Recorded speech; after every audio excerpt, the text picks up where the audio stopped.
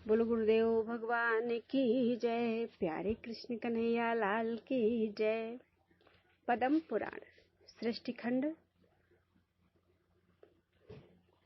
एकोद्दिष्ट आदि श्राद्धों की विधि तथा श्राद्धोपयोगी तीर्थों का वर्णन।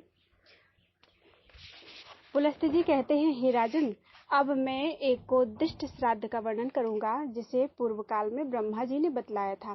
साथ ही यह भी बताऊंगा कि पिता के मरने पर पुत्रों को किस प्रकार अशौच का पालन करना चाहिए। ब्राह्मणों में मरणाशौच 10 दिन तक रखने की आज्ञा है। क्षत्रियों में 12 दिन, वैश्यों में 15 दिन तथा शूद्रों में 1 महीने का विधान है। यह अशौच सपिंड के प्रत्येक मनुष्य पर लागू होता है। यदि किसी बालक की मृत्यु चूड़ाकरण के पहले ही हो जाए तो उसका अशौच 1 रात का कहा गया है। उसके बाद उपनयन के पहले तक 3 रात तक अशौच रहता है। जनना शौच में भी सब वर्णों के लिए यही व्यवस्था है। अस्थि संचयन के बाद अशौचग्रस्त पुरुष के शरीर का स्पर्श किया जा सकता है।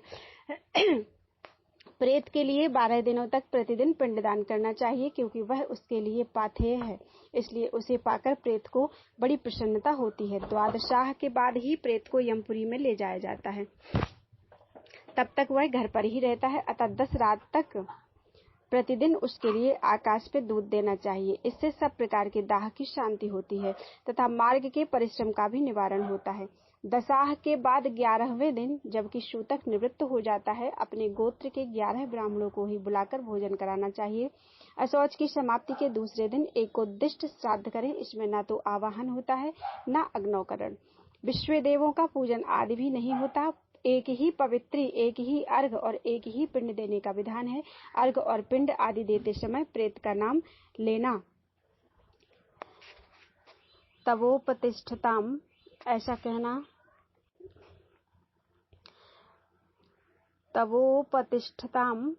कहना चाहिए। तत्पश्चात तिल और जल छोड़ना चाहिए। अपने किए हुए दान का जल ब्राह्मण के हाथ में देना चाहिए तथा विसर्जन के समय अभिरम्यताम कहना चाहिए। शेष कार्य अन्य श्राद्धों की ही भांति जानना चाहिए। उस दिन विधि पूर्वक शय्यादान, फल वस्त्र समन्वित कांचन पुरुष की पूजा तथा द्विज दंपत्ति का पूजन भी करना आवश्यक है। एकादशाह श्राद्ध में कभी भोजन नहीं करना चाहिए। यदि भोजन कर ले तो चांद्रायण व्रत करना उचित है। सुयोग्य पुत्र को पिता की भक्ति से प्रेरित होकर सदा ही एकोद्दिष्ट श्राद्ध करना चाहिए। एकादशाह के दिन व्रतोत्सर्ग करें। उत्तम कपिला गौदान दें और उसी दिन से आरंभ करके 1 वर्ष तक प्रतिदिन भक्ष्य भोज्य के साथ तिल और जल से भरा हुआ घड़ा दान करना चाहिए। इसी को कुंभदान कहते हैं। तदनंतर वर्ष पूरा होने पर सपिंडीकरण श्राद्ध होना चाहिए। सपिंडीकरण के बाद प्रेत पार्वण श्राद्ध का अधिकारी होता है तथा गृहस्थ की वृद्धि संबंधी कार्यों में अभ्युदयिक श्राद्ध का भागी होता है। सपिंडीकरण श्राद्ध देव श्राद्ध पूर्वक करना चाहिए, अर्थात उसमें पहले विश्व देवों की फिर पितरों की पूजा होती है। सपिंडीकरण में जब पितरों का आवाहन करें तो प्रेत का आसन उनसे अलग रखें। फिर चंदन, जल और तिल से युक्त 4 अर्घ्य पात्र बनावें तथा प्रेत के अर्घ्य पात्र का जल 3 भागों में विभक्त करके पितरों के अर्घ्य पात्र में डालें। इसी प्रकार पिंडदान करने वाला पुरुष 4 पिंड बनाकर ये समाना इत्यादि 2 मंत्रों के द्वारा प्रेत के पिंडों को 3 भागों में विभक्त करे और एक भाग को पितरों के 3 पिंडों में मिला दे। इसी विधि से पहले अर्घ्य को फिर पिंडों को संकल्प पूर्वक समर्पित करे। तदनंतर वह चतुर्थ व्यक्ति अर्थात प्रेत पितरों की श्रेणी में सम्मिलित हो जाता है और अग्निश्वात आदि पितरों के बीच में बैठकर उत्तम अमृत का उपभोग करता है। इसलिए सपिंडीकरण श्राद्ध के बाद उस प्रेत को पृथक कुछ नहीं दिया जाता, पितरों में ही उसका भाग भी देना चाहिए तथा उन्हीं के पिंडों में स्थित होकर वह अपना भाग ग्रहण करता है। तब से लेकर जब जब संक्रांति और ग्रहण आदि पर्व आवे तब 3 पिंडों का ही श्राद्ध करना चाहिए। केवल मृत्यु तिथि को केवल उसी के लिए एकोद्दिष्ट श्राद्ध करना उचित है। पिता के छयाह के दिन जो एकोद्दिष्ट नहीं करता वह सदा के लिए पिता का हत्यारा और भाई का विनाश करने वाला माना गया है। छहाय तिथि को पार्वण श्राद्ध करने वाला मनुष्य नरकगामी होता है। मृत व्यक्ति को जिस प्रकार प्रेत योनि से छुटकारा मिले और उसे स्वर्ग आदि उत्तम लोकों की प्राप्ति हो, इसके लिए विधि पूर्वक आम श्राद्ध करना चाहिए। कच्चे अन्न से ही अग्नौकरण की क्रिया करें और उसी से पिंड भी दें। पहले या तीसरे महीने में भी जब मृत व्यक्ति का पिता आदि 3 पुरुषों के साथ सपिंडीकरण हो जाता है, तब प्रेतत्व के बंधन से उसकी मुक्ति हो जाती है। मुक्त होने पर उससे लेकर 3 पीढ़ी तक के पितर सपिंड कहलाते हैं तथा चौथा सपिंड की श्रेणी से निकलकर लोपभागी हो जाता है। कुश में हाथ पहुंचने से जो अंश प्राप्त होता है वही उसके उपभोग में आता है। पिता, पितामह और प्रापितामह ये 3 पिंडभागी होते हैं और इनसे ऊपर चतुर्थ व्यक्ति अर्थात वृद्ध प्रापितामह से लेकर 3 पीढ़ी तक के पूर्वज लोप भाग भोजी माने जाते हैं। इनमें 7वां है स्वयं पिंड देने वाला पुरुष। ये ही 7 पुरुष सपिंड कहलाते हैं। भीष्म जी ने पूछा, ब्राह्मण हव्य और कव्य का दान मनुष्यों को किस प्रकार करना चाहिए? पितृलोक में उन्हें कौन ग्रहण करते हैं? यदि इस मृत्यु लोक में ब्राह्मण श्राद्ध के अन्न को खा जाते हैं अथवा अग्नि में उसका हवन कर दिया जाता है, तो शुभ और अशुभ योनियों में पड़े हुए प्रेत उस अन्न को कैसे खाते हैं? उन्हें वह किस प्रकार मिल पाता है? पुलस्त्य जी बोले, राजन, पिता वसु के, पितामह रुद्र के तथा प्रपितामह आदित्य के स्वरूप हैं। ऐसी वेद की श्रुति है। पितरों के नाम और गोत्र ही उनके पास हव्य और कव्य पहुंचाने वाले हैं। मंत्र की शक्ति तथा हृदय की भक्ति से श्राद्ध का सार भाग पितरों को प्राप्त होता है। अग्निश्वात आदि दिव्य पितर पिता पितामह आदि के अधिपति हैं। वे ही उनके पास श्राद्ध का अन्न पहुंचाने की व्यवस्था करते हैं।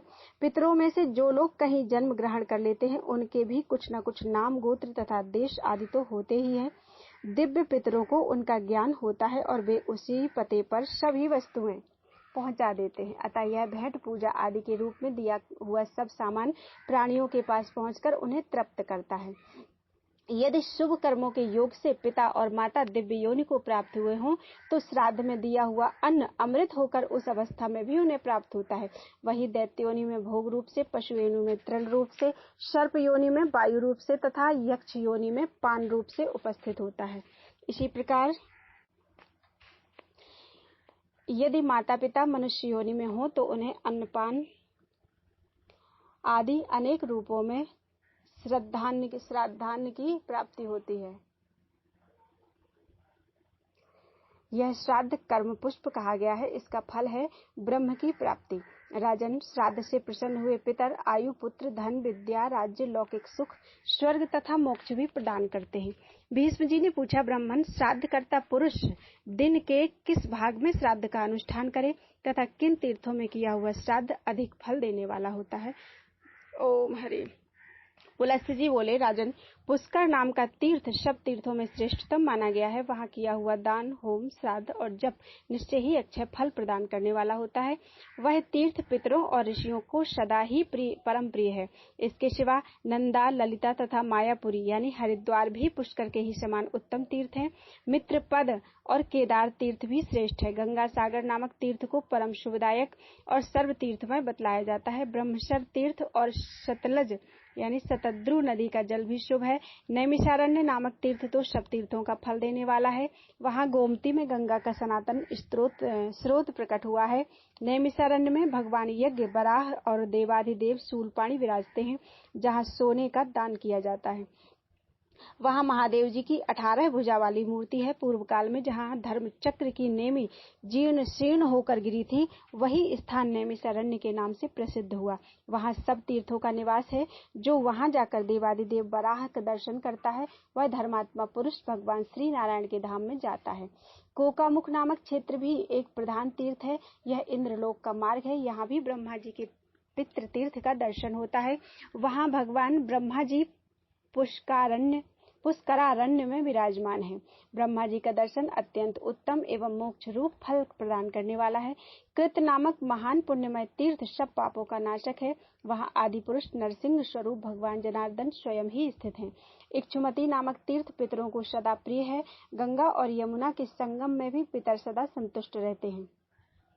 कुरुक्षेत्र अत्यंत पुण्यमय तीर्थ है। वहाँ का पितृ तीर्थ संपूर्ण अभीष्ट फलों को देने वाला है। हे राजन, नीलकंठ नाम से विख्यात तीर्थ भी पितरों का तीर्थ है। इसी प्रकार परम पवित्र भद्रशर तीर्थ, मानसरोवर, मंदाकिनी, अक्षोधा, विपाशा, व्यास नदी, पुण्य सलिला, सरस्वती, सर्वमित्र पद, महाफलदायक वैद्यनाथ, अत्यंत पावन क्षिप्रा नदी, कालिंजरगिरी, तीर्थोद्भेद, हरोदभेद, गर्भभेद, महालय, भद्रेश्वर, विष्णुपद, नर्मदा द्वार तथा गया तीर्थ, ये सब पितृ तीर्थ हैं। महर्षियों का कथन है कि इन तीर्थों में पिंडदान करने से समान फल की प्राप्ति होती है। ये स्मरण करने मात्र से लोगों के सारे पाप हर लेते हैं। फिर जो इनमें पिंडदान करते हैं उनकी तो बात ही क्या है। ओमकार तीर्थ, कावेरी नदी, कपिला का जल, चंडवेगा नदी में मिली हुई नदियों के संगम तथा अमरकंटक, ये सब पितृ तीर्थ हैं। अमरकंटक में किए हुए स्नान आदि पुण्यकारी कुरुक्षेत्र की अपेक्षा 10 गुना उत्तम फल देने वाले हैं। विख्यात शुक्ल तीर्थ एवं उत्तम सोमेश्वर तीर्थ अत्यंत पवित्र और संपूर्ण व्याधियों को हरने वाला है। वहीं श्राद्ध करने, दान देने तथा होम, स्वाध्याय, जप और निवास करने से अन्य तीर्थों की अपेक्षा कोटि गुना अधिक फल होता है। इनके अतिरिक्त एक कायावरोहण नामक तीर्थ है, जहाँ किसी ब्राह्मण के उत्तम भवन में देवादिदेव त्रिशूलधारी भगवान शंकर का तेजस्वी अवतार हुआ था, इसलिए वह स्थान परम पुण्यमय तीर्थ बन गया। धर्म चर्मण्वती नदी, शूलतापी, पयोष्णी संगम, महोषधि, चारणा, नागतीर्थ, प्रवर्तनी, पुण्य सलिला, महावेड़ा नदी, महाशाल तीर्थ, गोमती, वरुणा, अग्नितीर्थ, भैरव तीर्थ, भृगु तीर्थ, गौरी तीर्थ, वैनायक तीर्थ, वस्तेश्वर तीर्थ, पापहर तीर्थ, पावन सलिला, बेत्रवती यानी बेतवा नदी, महारुद्र तीर्थ, महालिंग तीर्थ, दसारणा महानदी, शतरुद्रा, सताहुआ, पितृपदपुर, अंगार वाहिका नदी, सोन नदी और घर घर यानी घाघरा नाम वाले 2 नद, परम पावन सोन और घर घर ये 2 नद हैं। परम पावन कालिका नदी और शुभदायिनी पितरा नदी, ये समस्त पितृ तीर्थ स्नान और दान के लिए उत्तम माने गए हैं। इन तीर्थों में जो पिंड आदि दिया जाता है वह अनंत फल देने वाला माना गया है। सतवटा नदी, ज्वाला, सरद्वी नदी, श्री कृष्ण तीर्थ, द्वारिकापुरी, उदक, सरस्वती, मालवती नदी, गिरिकर्णिका, दक्षिण समुद्र के तट पर विद्यमान भूत पाप तीर्थ, गोकर्ण तीर्थ, गजकर्ण तीर्थ, परम उत्तम चक्र नदी, श्रीशैल, शाक तीर्थ, नरसिंह तीर्थ, महेंद्र पर्वत तथा पावन सलिला महानदी, इन सब तीर्थों में किया हुआ दान और श्राद्ध भी सदा अक्षय फल प्रदान करने वाला माना गया है। ये दर्शन मात्र से पुण्य उत्पन्न करने वाले तथा तत्काल समस्त पापों को हर लेने वाले हैं। पुण्यमयी तुंगभद्रा, चक्ररथी, भीष्मेश्वर तीर्थ, कृष्णवेना, कावेरी, अंजना, पावन सलिला, गोदावरी, उत्तम त्रिसंध्या तीर्थ और समस्त तीर्थों से नमस्कृत त्रयंबक तीर्थ, जहाँ भीम नाम से प्रसिद्ध भगवान शंकर स्वयं विराजमान है, अत्यंत उत्तम है। इन सब में दिया हुआ दान कोटि गुना अधिक फल देने वाला है। इनके स्मरण करने मात्र से पापों के सैकड़ों टुकड़े हो जाते हैं। परम पावन श्रीपर्णा नदी, अत्यंत उत्तम व्यास तीर्थ, मत्स्य नदी, राका, शिवधारा, विख्यात भवतीर्थ, सनातन पुण्यतीर्थ, पुण्यमय रामेश्वर तीर्थ, वेणायु, अमलपुर प्रसिद्ध मंगल तीर्थ, आत्मदर्श तीर्थ, अलम्बुश तीर्थ, वत्स ब्रातेश्वर तीर्थ, गोकामुख तीर्थ, गोवर्धन, हरिश्चंद्र, पुरश्चंद्र, प्रथुदक, सहस्राक्ष, हिरण्याक्ष, कदली नदी, नामधेय तीर्थ, सौमित्री, संगम तीर्थ, इंद्रनील, महानाद तथा प्रिय मेलक, ये भी श्राद्ध के लिए अत्यंत उत्तम माने गए हैं। इनमें संपूर्ण देवताओं का निवास बताया जाता है। इन सब में दिया हुआ दान कोटि गुना अधिक फल देने वाला होता है। पावन नदी, बाहुदा, शुभकारी, सिद्धवट, पाशुपत तीर्थ, पर्यटिका नदी, इन सब में किया हुआ श्राद्ध भी 100 करोड़ गुना फल देता है। इसी प्रकार पंचतीर्थ और गोदावरी नदी भी पवित्र तीर्थ है। गोदावरी दक्षिण वाहिनी नदी है, उसके तट पर हजारों शिवलिंग हैं। वही जमदग्नि तीर्थ और उत्तम मोदायन तीर्थ है, जहाँ गोदावरी नदी प्रतीक के भय से सदा प्रवाहित होती रहती है। इसके सिवा हव्य कव्य नाम का तीर्थ भी है। वहाँ किए हुए श्राद्ध, होम और दान 100 करोड़ गुना अधिक फल देने वाले होते हैं। सहस्रलिंग और राघवेश्वर नामक तीर्थ का महात्म्य भी ऐसा ही है। वहाँ किया हुआ श्राद्ध अनंत गुना फल देता है। शालिग्राम तीर्थ प्रसिद्ध शोणपात तीर्थ, वैश्वानराशय तीर्थ, सारस्वत तीर्थ, स्वामी तीर्थ, मलंदरा नदी, पुण्य सलिला, कौशिकी, चंद्रका, विदर्भा, बेगा, प्रांगमुखा, कावेरी, उत्तरांगा और जालंधर गिरी, इन तीर्थों में किया हुआ श्राद्ध अक्षय हो जाता है। लौहदंड तीर्थ, चित्रकूट सभी स्थानों में गंगा नदी के दिव्य एवं कल्याणमय तट, कुब्जाम्रक, उर्वशी, पुलिन, संसार मोचन और ऋणमोचन तीर्थ, इनमें किया हुआ श्राद्ध अनंत हो जाता है। अट्टहास तीर्थ, गौतमेश्वर तीर्थ, वशिष्ठ तीर्थ, भारत तीर्थ, ब्रह्मावर्त, कुशावर्त, हंस तीर्थ, प्रसिद्ध पिंडारक तीर्थ, शंखोद्धार तीर्थ, भांडेश्वर तीर्थ, बिल्वक तीर्थ, नील पर्वत, सब तीर्थों का राजाधिराज, बद्री तीर्थ, वसुधारा तीर्थ, राम तीर्थ, जयंती, विजय तथा शुक्ल तीर्थ, इनमें पिंडदान करने वाले पुरुष परम पद को प्राप्त होते हैं। मातृगृह तीर्थ, करवीरपुर तथा सब तीर्थों का स्वामी सप्त गोदावरी नामक तीर्थ भी अत्यंत पावन है। जिन्हें अनंत फल प्राप्त करने की इच्छा हो, उन पुरुषों को इन तीर्थों में पिंडदान करना चाहिए। मगध देश में गया नाम की पुरी तथा राजगृह नामक वन पावन तीर्थ है। वहीं च्यवन मुनि का आश्रम, पुनः पुनः नदी और विषयाराधन तीर्थ, ये सभी पुण्यमय स्थान है। हे राजेंद्र, लोगों में यह किंवदंती प्रचलित है कि एक समय सब मनुष्य यही कहते हुए तीर्थों और मंदिरों में आए थे कि क्या हमारे कुल में कोई ऐसा पुत्र उत्पन्न होगा जो गया की यात्रा करेगा। जो वहां जाएगा वह 7 पीढ़ी तक के पूर्वजों को और 7 पीढ़ी तक की होने वाली संतानों को तार देगा। मातामह आदि के संबंध में भी यह सनातन श्रुति चिरकाल से प्रसिद्ध है। वे कहते हैं, क्या हमारे वंश में एक भी ऐसा पुत्र होगा जो अपने पितरों की हड्डियों को ले जाकर गंगा में डाले, 7-8 तिलों से भी जलांजलि दे तथा पुष्कारण्य, नैमिषारण्य और धर्मारण्य में पहुंचकर भक्ति पूर्वक श्राद्ध एवं पिंडदान करे। गया क्षेत्र के भीतर जो धर्मपृष्ठ, ब्रह्मसर तथा गया शीर्षवट नामक तीर्थों में पितरों को पिंडदान किया जाता है, वह अक्षय होता है। जो घर पर श्राद्ध करके गया तीर्थ की यात्रा करता है, वह मार्ग में पैर रखते ही नरक में पड़े हुए पितरों को तुरंत स्वर्ग में पहुंचा देता है। उसके कुल में कोई प्रेत नहीं होता। गया में पिंडदान के प्रभाव से प्रेतत्व से छुटकारा मिल जाता है। गया में एक मुनि थे जो अपने दोनों हाथों के अग्रभाग में भरा हुआ ताम्र पात्र लेकर आमों की जड़ में पानी देते थे। इसमें आमों की सिंचाई भी होती थी और उनके पितर भी तृप्त होते थे। इस प्रकार एक ही क्रिया 2 प्रयोजनों को सिद्ध करने वाली हुई। गया में पिंडदान से बढ़कर दूसरा कोई दान नहीं है, क्योंकि वहां एक ही पिंड देने से पितर तृप्त होकर मोक्ष को प्राप्त होते हैं। कोई मुनीश्वर अन्नदान को श्रेष्ठ बतलाते हैं और कोई वस्त्रदान को उत्तम कहते हैं। वस्तुतः गया के उत्तम तीर्थों में मनुष्य जो कुछ भी दान करते हैं, वह धर्म का हेतु और श्रेष्ठ कहा गया है। यह तीर्थों का संग्रह मैंने संक्षेप में बतलाया है, विस्तार से तो इसे बृहस्पति जी भी नहीं कह सकते। फिर मनुष्य की तो बात ही क्या है। सत्य तीर्थ है, दया तीर्थ है और इंद्रियों का निग्रह भी तीर्थ है। मनोनिग्रह को भी तीर्थ कहा गया है। सवेरे 3 मुहूर्त 6 घड़ी प्रातः काल तक रहता है। उसके बाद 3 मुहूर्त तक का समय संगव कहलाता है। तत्पश्चात 3 मुहूर्त तक का मध्याह्न होता है। उसके बाद उतने ही समय तक अपराह्न रहता है। फिर 3 मुहूर्त तक सायाह्न होता है। सायाह्न काल में श्राद्ध नहीं करना चाहिए, क्योंकि वह राक्षसी वेला है, अतः सभी कर्मों के लिए निंदित है। दिन के 15 मुहूर्त बतलाए गए हैं। उनमें 8वां मुहूर्त जो दोपहर के बाद पड़ता है, कुतप कहलाता है। उस समय से धीरे धीरे सूर्य का ताप मंद पड़ता है। वह अनंत फल देने वाला काल है। उसी में श्राद्ध का आरंभ उत्तम माना जाता है।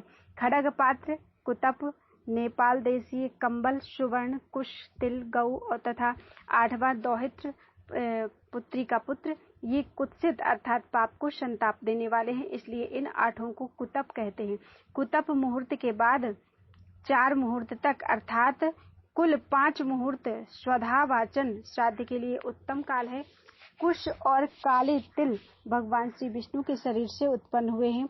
मनीषी पुरुषों ने श्राद्ध का लक्षण और काल इस प्रकार बताया है। तीर्थवासियों को तीर्थ के जल में प्रवेश करके पितरों के लिए तिल और जल की अंजलि देनी चाहिए। एक हाथ में कुश लेकर घर में श्राद्ध करना चाहिए। यह तीर्थ श्राद्ध का विवरण पुण्यदायक, पवित्र, आयु बढ़ाने वाला तथा समस्त पापों का निवारण करने वाला है। इसे स्वयं ब्रह्मा जी ने अपने श्री मुख से कहा है। तीर्थवासियों को श्राद्ध के समय इस अध्याय का पाठ करना चाहिए। यह सब पापों की शांति का साधन और दरिद्रता का नाशक है। बोलो वृंदावन बिहारी लाल की जय। चंद्रमा की उत्पत्ति तथा यदुवंश एवं सहस्त्रार्जुन के प्रभाव का वर्णन। भीष्म ने पूछा, समस्त शास्त्रों के ज्ञाता पुलस्त्य जी, चंद्रवंश की उत्पत्ति कैसे हुई? उस वंश में कौन कौन से राजा अपनी कीर्ति का विस्तार करने वाले हुए? पानी बरसने लगा है, उसकी आवाजें हो सकता है रिकॉर्ड हो जाए थोड़ी सी, उसके लिए खेद है। कन्हैया की मर्जी। पुलस्त्य जी ने कहा, हे राजन, पूर्व काल में ब्रह्मा जी ने महर्षि अत्रि को सृष्टि के लिए आज्ञा दी। तब उन्होंने सृष्टि की शक्ति प्राप्त करने के लिए अनुत्तर नाम का तप किया। वे अपने मन और इंद्रियों के संयम में तत्पर होकर परमानंदमय ब्रह्म का चिंतन करने लगे। एक दिन महर्षि के नेत्रों से कुछ जल की बूंदें टपकने लगी, जो अपने प्रकाश से संपूर्ण चराचर जगत को प्रकाशित कर रही थी।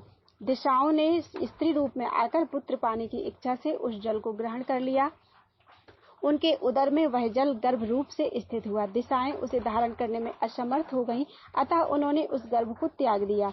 तब ब्रह्मा जी ने उनके छोड़े हुए गर्भ को एकत्रित करके उसे एक तरुण पुरुष के रूप में प्रकट किया, जो सब प्रकार के आयुधों को धारण करने वाला था। फिर वे उस तरुण पुरुष को देवशक्ति संपन्न सहस्त्र नामक रथ पर बिठाकर अपने लोक में ले गए। तब ब्रह्मर्षियों ने कहा, ये हमारे स्वामी हैं। तदनंतर ऋषि, देवता, गंधर्व और अप्सराएं उनकी स्तुति करने लगी। उस समय उनका तेज बहुत बढ़ गया। उस तेज के विस्तार से इस पृथ्वी पर दिव्य औषधियां उत्पन्न हुई। इसी से चंद्रमा औषधियों के स्वामी हुए तथा द्विजों में भी उनकी गणना हुई। वे शुक्ल पक्ष में बढ़ते और कृष्ण पक्ष में सदा क्षीण होते रहते हैं। कुछ काल के बाद प्रचेताओं के पुत्र प्रजापति दक्ष ने अपनी 27 कन्याएं, जो रूप और लावण्य से युक्त तथा अत्यंत तेजस्विनी थी, चंद्रमा को पत्नी रूप में अर्पण की। तत्पश्चात चंद्रमा ने केवल श्री विष्णु के ध्यान में तत्पर होकर चिरकाल तक बड़ी भारी तपस्या की। इससे प्रसन्न होकर परमात्मा श्री नारायण देव ने उनसे वर मांगने को कहा। तब चंद्रमा ने यह वर मांगा, मैं इंद्रलोक में राष्ट्रीय यज्ञ करूंगा। उसमें आपके साथ ही संपूर्ण देवता मेरे मंदिर में प्रत्यक्ष प्रकट होकर यज्ञभाग ग्रहण करें। पूरा करके ही अध्याय पूरा करके बंद करेंगे। शूलधारी भगवान श्री शंकर मेरे यज्ञ की रक्षा करें। तथास्तु कहकर भगवान श्री विष्णु ने स्वयं ही राष्ट्रीय यज्ञ का समारोह किया। उसमें अत्रि, होता, भृगु, अध्यरु और ब्रह्मा जी उद्गाता हुए, अधवर्यु और ब्रह्मा जी उद्गाता हुए। साक्षात भगवान श्री हरि ब्रह्मा बनकर यज्ञ के दृष्टा हुए तथा संपूर्ण देवताओं ने सदस्य का काम संभाला। यज्ञ पूर्ण होने पर चंद्रमा को दुर्लभ ऐश्वर्य मिला और वे अपनी तपस्या के प्रभाव से 7 लोकों के स्वामी हुए। चंद्रमा से बुध की उत्पत्ति हुई। ब्रह्मर्षियों के साथ ब्रह्मा जी ने बुध को भूमंडल के राज्य पर अभिषिक्त करके उन्हें ग्रहों की समानता प्रदान की।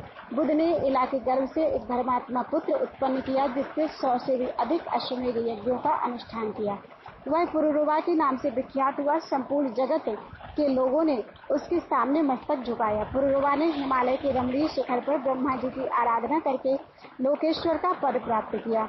वे 7 द्वीपों के स्वामी हुए। केसी आदि दैत्यों ने उनकी दासता स्वीकार की। उर्वशी नाम की अप्सरा उनके रूप पर मोहित होकर उनकी पत्नी हो गई। राजा पुरुरवा संपूर्ण लोकों के हितैषी राजा थे। उन्होंने 7 द्वीप, वन, पर्वत और कानूनों सहित समस्त भूमंडल का धर्म पूर्वक पालन किया। उर्वशी ने पुरुरवा के वीर से 8 पुत्रों को जन्म दिया। उनके नाम हैं आयु, दृढ़ायु, वश्यायु, धनायु, वृत्तिमान, वसु, देवीजात और सुबाहु। ये सभी दिव्य बल और पराक्रम से संपन्न थे। इनमें से आयु के 5 पुत्र हुए, नहुष, भद्रशर्मा, रजि, दंभ और विपापना। ये 5 वीर महारथी थे। रजि के 100 पुत्र हुए, जो राजे के नाम से विख्यात थे। हे राजन, रजि ने तपस्या द्वारा पाप के संपर्क से रहित भगवान श्री नारायण की आराधना की। इससे संतुष्ट होकर श्री विष्णु ने उन्हें वरदान दिया, जिससे रजि ने देवता, असुर और मनुष्यों को जीत लिया। अब मैं नहुष के पुत्रों का परिचय देता हूँ। उनके 7 पुत्र हुए और वे सब के सब धर्मात्मा थे। उनके नाम ये हैं, यति, ययाति, संयाति, उद्भव, पर, वियति और विद्याशाति। ये 7 अपने वंश का यश बढ़ाने वाले थे। उनमें यति कुमारावस्था में ही वानप्रस्थ योगी हो गए। ययाति राज्य का पालन करने लगे। उन्होंने एकमात्र धर्म की ही शरण ले रखी थी। दानवराज बृहस्पति की कन्या शर्मिष्ठा तथा शुक्राचार्य की पुत्री सती, देवयानी, ये दोनों उनकी पत्नियां थी। ययाति के 5 पुत्र थे। देवयानी ने यदु और तुर्वसु नाम के 2 पुत्रों को जन्म दिया तथा शर्मिष्ठा ने द्रुह्यु, अनु और पुरु नामक 3 पुत्र उत्पन्न किए। उनमें यदु और पुरु ये दोनों अपने वंश का विस्तार करने वाले हुए। यदु से यादवों की उत्पत्ति हुई, जिनमें पृथ्वी का भार उतारने और पांडवों का हित करने के लिए भगवान बलराम और श्री कृष्ण प्रकट हुए। यदु के 5 पुत्र हुए जो देव कुमारों के समान थे। उनके नाम थे सहस्त्रजित, क्रोष्टु, नील, अंजिक और रघु। इनमें सहस्त्रजित ज्येष्ठ थे। उनके पुत्र राजा सत्यजित हुए। सत्यजित के हाय और उत्ताल हाय ये 3 पुत्र हुए जो बड़े धर्मात्मा थे। हाय का पुत्र धर्मनेत्र के नाम से विख्यात हुआ। धर्मनेत्र के कुंभी, कुंभी के संहत और संहत के महिष्मान नामक पुत्र हुआ। महिष्मान से भद्रसेन नामक पुत्र का जन्म हुआ जो बड़ा प्रतापी था। वह काशीपुरी का राजा था। भद्रसेन के पुत्र राजा दुर्दर्श हुए। दुर्दर्श के पुत्र भीम और भीम के बुद्धिमान कनक हुए। कनक के कृताग्नि, कृतवीर, कृतधर्मा और कृतौजा ये 4 पुत्र हुए जो संसार में विख्यात थे। कृतवीर का पुत्र अर्जुन हुआ जो 1000 भुजाओं से सुशोभित एवं 7 द्वीपों का राजा था। राजा कार्तवीर्य ने 10,000 वर्ष तक दुष्कर तपस्या करके भगवान दत्तात्रेय जी की आराधना की। पुरुषोत्तम दत्तात्रेय जी ने उन्हें 4 वरदान दिए। राजाओं में श्रेष्ठ अर्जुन ने पहले तो अपने लिए 1000 भुजाएं मांगी। दूसरे वर के द्वारा उन्होंने प्रार्थना की कि मेरे राज्य में लोगों को अधर्म की बात सोचते हुए भी मुझसे भय हो और वे अधर्म के मार्ग से हट जाएं।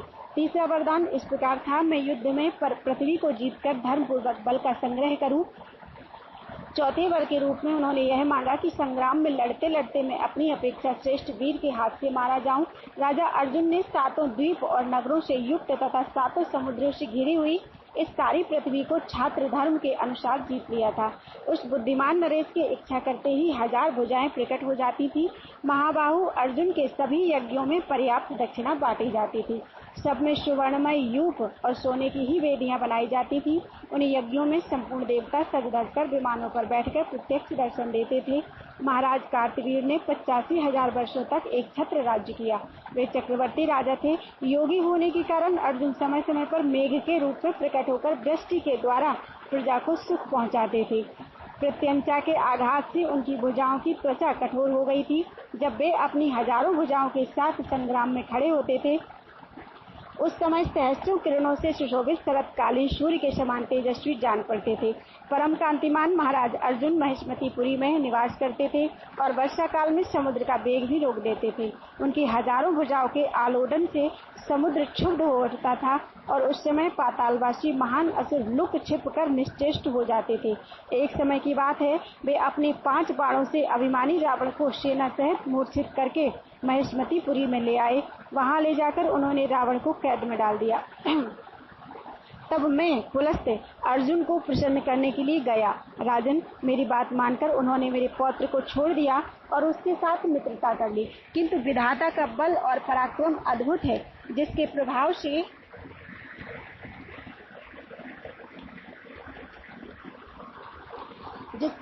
से भृगुनंदन परशुराम जी ने राजा कार्तवीर की हजारों भुजाओं को सोने की तालबन की भांति संग्राम में काट डाला। कार्तवीर अर्जुन के 100 पुत्र थे, किंतु उनमें 5 महारथी, अष्ट विद्या में निपुण, बलवान, शूर, धर्मात्मा और महान व्रत का पालन करने वाले थे। उनके नाम थे शूरसेन, शूरधृष्ट, कृष्ण और जयध्वज। जयध्वज का पुत्र महाबली तालजंग हुआ। तालजंग के 100 पुत्र हुए, जिनकी तालजंग के नाम से ही प्रसिद्धि हुई। उन हैहयवंशी राजाओं के 5 कुल हुए, बीतिहोत्र, भोज, अवंती, तुंडकेर और विक्रांत। ये सब के सब तालजंग ही कहलाए। बीतिहोत्र का पुत्र अनंत हुआ जो बड़ा पराक्रमी था। उसके दुर्जय नामक पुत्र हुआ जो शत्रुओं का संहार करने वाला था। बोलो वृंदावन बिहारी लाल की जय। कन्हैया खूब पानी बरसा रहे हैं। राधे राधे कृष्णा।